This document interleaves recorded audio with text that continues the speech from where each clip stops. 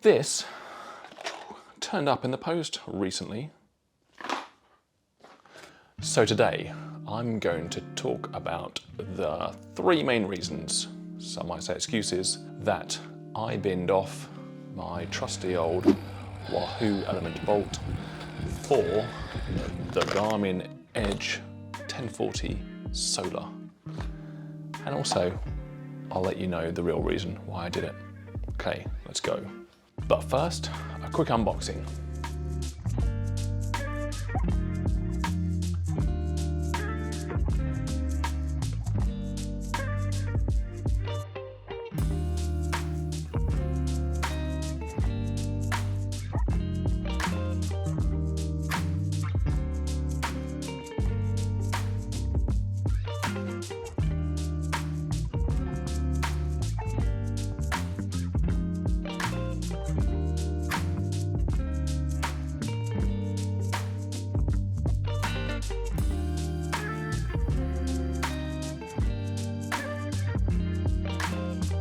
Just going to do a little side-by-side comparison.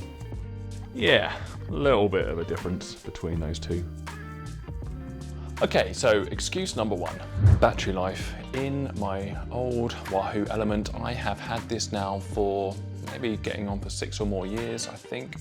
Can't remember, 5 or 6 years, and it's fine. I just noticed that the battery life had started to drop quite consistently. And as I was coming up for a big ride, Mallorca 312, not the 312, as it turned out, I wanted to make sure that I had a bike computer that would stay on the whole ride. And I wanted to make sure that one of the concerns I had during the ride wasn't going to be me worrying whether this was going to turn off or not. Because let's face it, what a disaster it would have been if I hadn't been able to log the full ride and then look at the stats on Strava afterwards. So I wasn't sure this would last the whole distance, obviously due to how slow I was riding. So I wanted to get something with a better battery life.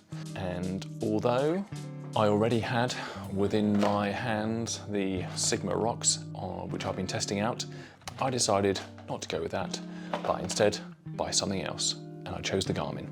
I was particularly interested in the solar aspect of this 1040, which is why I went for it, and so far it's been pretty good. I did charge it up when I first got it. I don't really think about charging it up that much, it just seems to still have power. I'm sure with the UK summer being over very soon, we'll have to think about charging it a little bit more, but it's not really too much of a concern. So that was excuse 1, battery power.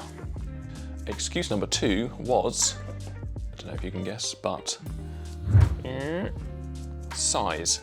It probably is just my old age, but I have real problems with being able to read these bike computers. I do normally wear readers to read stuff with. I didn't have prescription sunglasses. I don't want to get down that route because I seem to buy a different pair of sunglasses every other week, so I didn't want to bother with prescriptions. And at the point when I first bought this, I decided I didn't want to poke myself in the eye with contact lenses. So I thought that going from something this size to something from this size would make it much easier. As it turned out, it didn't. Obviously with the Wahoo, it's pretty good. You can change the fields, the number of fields that are displayed, and get quite large on just a few values. So I would normally ride it with just heart rate, cadence, power showing. It was kind of the pop-ups, and certainly with this as well, were first few rides, yeah, it's all right. I didn't really mess around with the display settings too much. I did get into a problem once though. I was testing out the navigation, going on a route. I went off route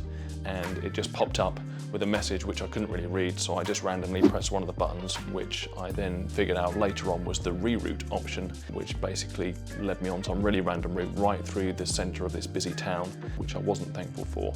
So after that experience, I did finally decide that maybe it was time for contact lenses so I could actually read messages and stuff and some of the data that was popping up on here. And I have to say that was the right choice. I haven't really had an issue with contact lenses, putting them in, which I thought I would do, so that's worked out well.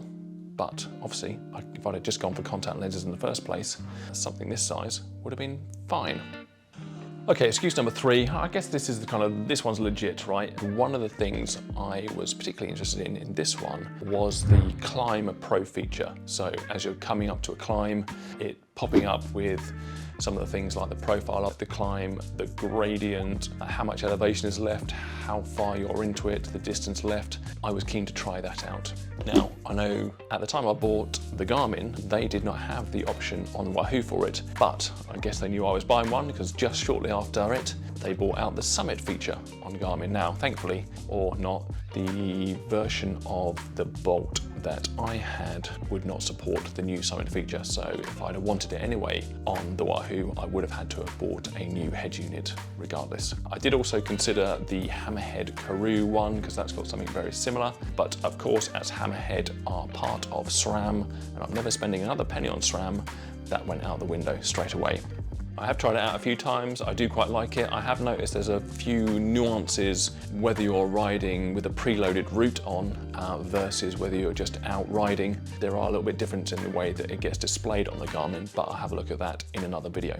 So I guess the real reason of why I bought the Garmin and why I went from being a Wahooligan to a, I don't know what's the tribe called for these, Garminian? That doesn't sound quite right.